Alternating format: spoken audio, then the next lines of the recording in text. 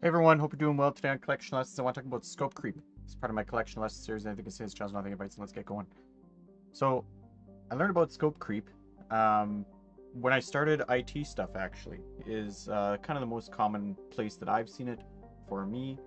And I've seen it like many other businesses, and people don't even know they do it sometimes, or they know that they do it, or they do it on purpose. It's very, you know, unfortunate. So, to briefly describe scope creep, it's like when person one, we'll call them that, somebody who usually wants something or requests something, talks to another person that usually wants something or like offers something or has advice or something. They ask them one thing, say, um, "Hey, what do you think of like can you help me change my thermostat?" Okay, so it's like one person says, "Hey, can you help me change my thermostat? Because you've done it before, so maybe you know how to do it." So then, you schedule a day and you go there sometime in the future, and this is what you think you're doing. Then you get there and you do that, and then here's the magic words. While you're here, can you also look at, and then they'll start naming off lists of this and this and this and this, all these things that they want you to do that they should have asked you the first time, but they scope creeped you. So it's basically like just the tip of the iceberg. It's like if you think of like a scope is something like this, right? Where it's like either a scope on like a gun or like a telescope, or the scope of something is initially one thing, right? It's one thing, but then all of a sudden you start realizing there's a bunch of things along the way that they just keep adding to it, like this, right? And this is why scope creep sucks, and that's why it's so easy to recognize it once you understand it, because people will manipulate it and manipulate to get more things. It's very there's a bad incentive with it, and it's happened with sales especially. People will scope creep you into something. Like there's a difference between when they, I don't know if you've ever seen these or watched it, when they say if you can get a person to say like yes like 3 times, the chance of them saying yes a fourth is like it goes up like increasingly more so, right? It's like the chance of them saying yes like a fourth time is pretty high. Like I think it's like 2 times more likely to say yes to something, or even more. So it's like, when somebody starts in a conversation and say, "Hey, like it's like a new car salesman. Let's give an example, right? New car salesman be like, "Hey, you know how like interest rates are like super high and everything?" Yep, there's one. And then it's like, how the cost of gas has been going up and everything? Yep. And then another one would be like, your old car is not doing that greatest, right? Like you had recent repairs. Yep. Well, why don't you buy this for me? And then they continue on a path of whatever incentivizes them. That's also like a form of scope creep, if you think of it. You say yes to a few things, and all of a sudden you're signing a contract for a brand new car that you didn't even think you needed, right? It's a kind of a manipulative type of thing, and I really dislike it. It's similar to like, it's a manipulative um, attitude or emotion, that type of thing, similar to like passive aggressive, how it's used, and stuff like that. So scope creep, I really don't like it. If I find out it's happening with somebody that I'm with or talking with or whatever, I try to limit it. I say that's all I'm doing. I'm doing this one thing, right? And that's all you get for that day. Is basically just to, I want to be helpful, yes, to certain things, but I don't like the scope creep part of it. It's like, let's say come to your house to do IT stuff or fix your computer or whatever. I don't want like 50 things after that. I want to know what I'm walking into because I've already scheduled my time accordingly. Because I'm, we'll say, good at my job, good in IT stuff, and I say, hey, I think your computer needs like, a Windows format or whatever. I'll be like, okay, that's 1 hour because I know what I'm doing and I can do that really quick and I can download and update drivers, blah, blah, blah. Because I'm good at my job and I can do it in 1 hour. Meanwhile, like, somebody it might take them 3 hours. I don't want to be punished for being good. That's another video that I have. I don't want to be punished for being good, right? if it takes somebody 3 hours and it takes me 1 hour, I don't want you to fill up my freaking time that I or feel like I earned because I've been, efficient and do know what I know, and like, I know what I'm doing. I should be efficient so that I can spend the next 2 hours on my time. Enjoying life, enjoying my kids, enjoying my family. It's my time. It's me time. Don't take my me time because you want to scope creep me because you didn't tell me everything up at the start because I might not do all the things you say at the start, right?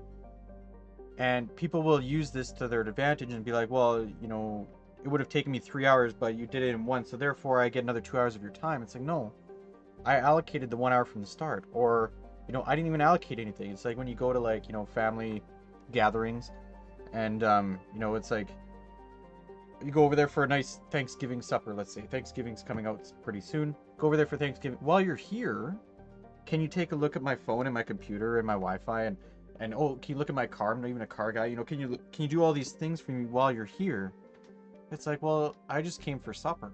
I came to enjoy you.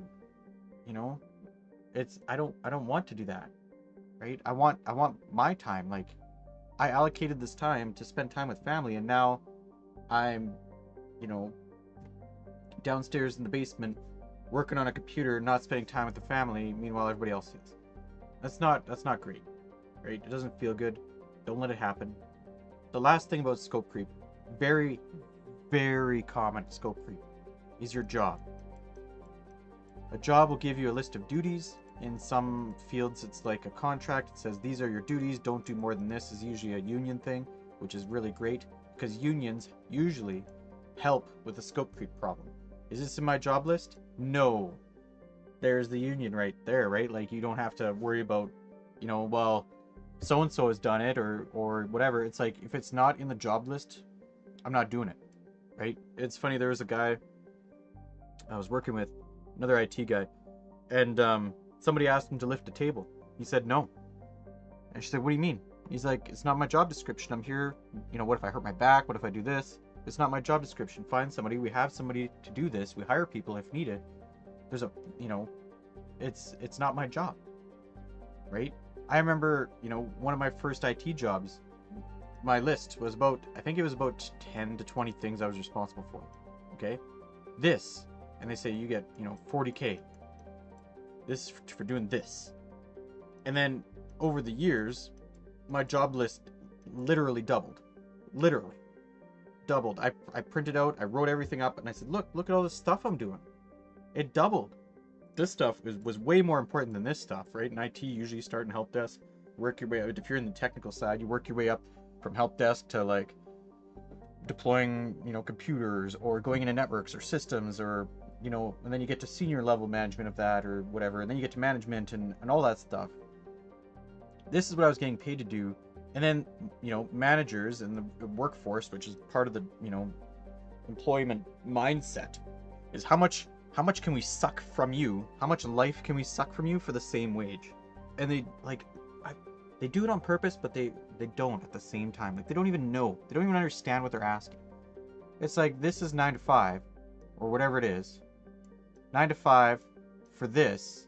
And then it's like, all of a sudden it's like, you're expected to work 24/7. Right? Because you're on call now, because somehow that creeped into your job description, and then you're doing all of this secondary stuff. And guess what? This didn't change. The 40K didn't frickin' change. You're doing twice the amount of work. You're not getting paid 80K. You didn't even agree to this scope creep of an increase of your job duties, right? It's like, that's why at a normal traditional employment, like, you shouldn't accept more than you were originally signed to do, or else you're going to end up doing double as much. You're going to be begging for 5-10% raises, which might only be like $1 an hour, if anything, for doing twice the amount of work. Of course they're going to take that deal, right? They're going to be like, oh yeah, we'll give you another $1 for twice the amount of work, so that, over this amount of term, you'll make 44K or whatever it is, for twice the amount of, why would they hire 2 40Ks, right? Why would they do that when they could just suck the life out of you for 44, right? And, scope creep I've been mostly in like, a traditional type job where, I have assigned duties and that type of thing, and I get paid usually by like an hourly rate.